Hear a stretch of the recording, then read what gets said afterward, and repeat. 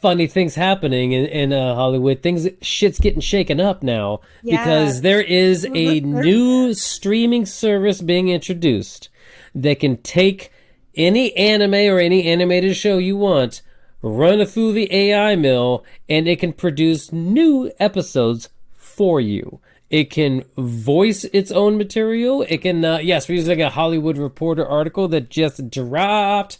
Yeah, but let me just read one of the first paragraphs. Emmy-winning San Francisco startup on Thursday announced SHOWRUNNER, a platform. The company, I can actually just read this. The company can write, voice, and animate episodes of shows it carries using AI-generated content. It can take all the content, say any character you want from an anime, you can have it into there. They can have it where the AI can generate something like random, or you can input stuff for it to be in. Like, you watch a series, like, oh man, Cowboy Bebop was only like 25 episodes. Make more, and it can produce more. Everyone's gonna make is Firefly.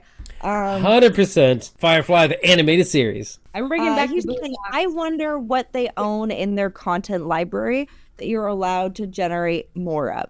There's You know a what I mean? lot of anime out there, and that's it's cheap and ready anime. That's what a lot of them are out there. South Park though is absolutely on there though. So like that's so interesting to me that like the rights of those things are sold, or if they're not, what kind of fucking legal nightmare that's gonna make. In regards to copyright and IP, and I have no idea. And that's the question, because we don't know. That's what's happening right now. Like, they just released this, and then obviously they had to have permission from these shows to do it. They're like, yeah, sure, go ahead, have at it. But do they though? Because we just got an issue with Scarlett Johansson a couple weeks ago, where like her voice was being used by an AI company without her permission, and it launched. They put an offer in on her to voice it. She said no, and it launched anyway.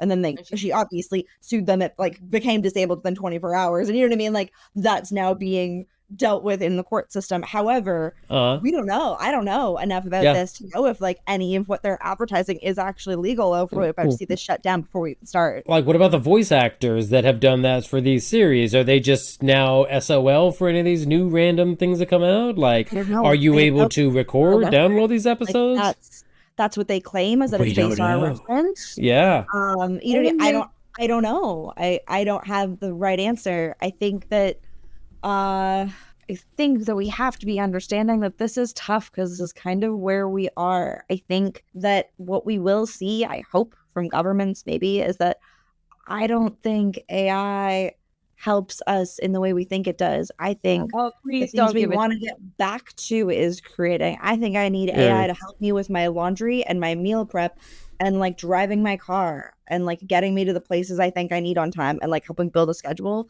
I don't think I need AI to help me create a story. I don't know that I need AI to help me act in a film. I don't know that that's what we're using it for is the smart thing that we're supposed to be using it for. And I think we may have lost sight of where that goes.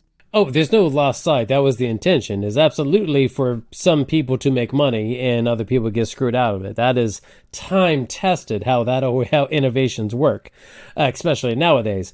But the question is though, are they maybe series with really new and good and like gonna be good? I don't know. Or they're just like, okay, hey, any old anime, like say like a Sailor Moon, where like, yeah, they're not making any new Sailor Moons. Like, okay, well then you can just like make fan driven like ones out of that? Or does the thing just stay within the fan? Can you like then launch that and like release it on YouTube? Could you then be like the same way that like you're an Animal Crossing like player, and you know what I mean, and that you're like showing and doing island tours? Could you be like recording episodes and making episodes and releasing them on a YouTube channel? Like you're the content creator now because you're putting the AI prompt in and generating the content.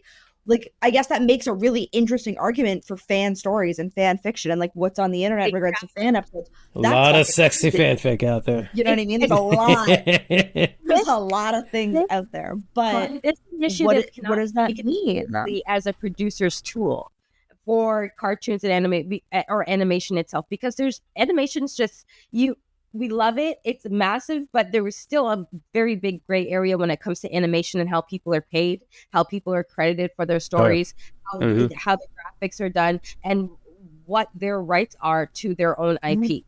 But as fan Well, so fiction, this is the thing. When you if sign somebody on, like, but when if you somebody sign like on to a me, contract and you make art under the contract of that movie, you're making things for the movie.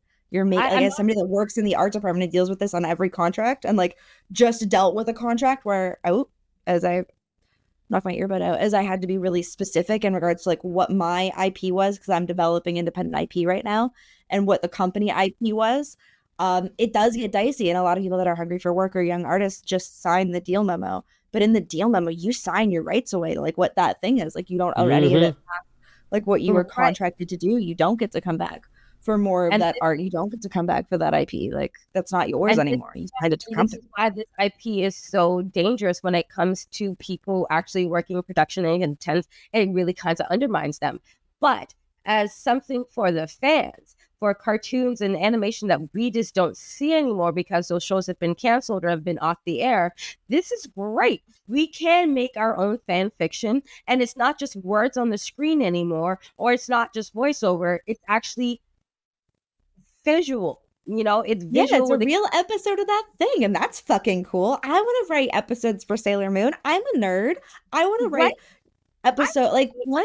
I want Yeah. to see Gem. Give me Gem and the Misfits any day. Give me Boondocks any day. Give me BoJack any day. Yes, Give give me me more episodes of BoJack yes. Horseman. Oh my god, I'd write so many more episodes. Yes. Oh, Harvey Birdman. I want more of those.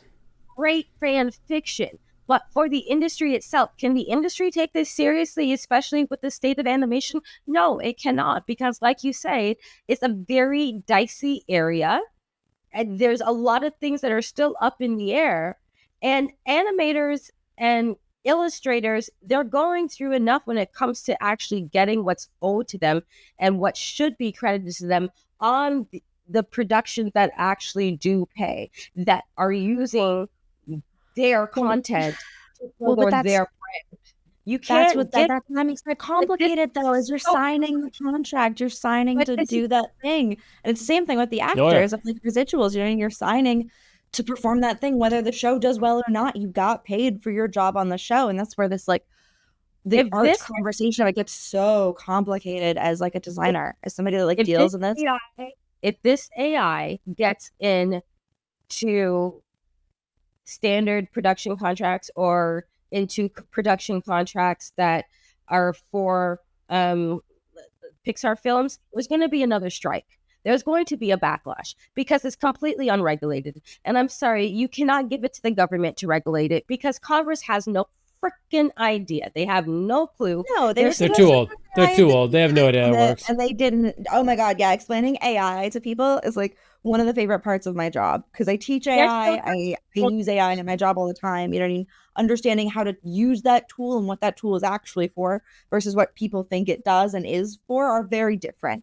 Learning and understanding how the mechanics of that thing work and how you can use it to drive traffic or use it to generate copy or use it to like help inform your job or help you give you a baseline or help you generate a PowerPoint or like help build out things that are tools that are helpful to artists that are difficult sometimes. Great. Yeah. People's actual understanding of how that works is this big right now. So it's and the implications. We all know that people's jobs and livelihoods are going to be impacted.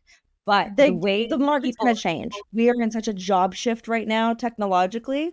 We are upswinging into tech, and I think movies are doing that too, and that where the lines are of how that works is incredibly difficult.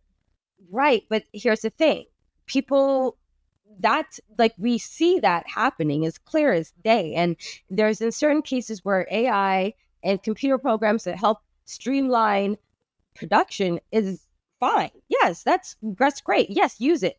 But when it's impactful on people's jobs, when it's impactful on, so what do you deem as streamline?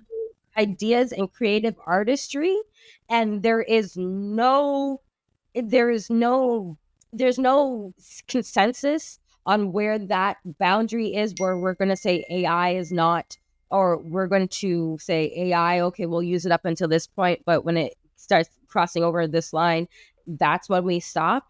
You cannot. And that's my question is like, have you seen the AI that's out for teaching right now?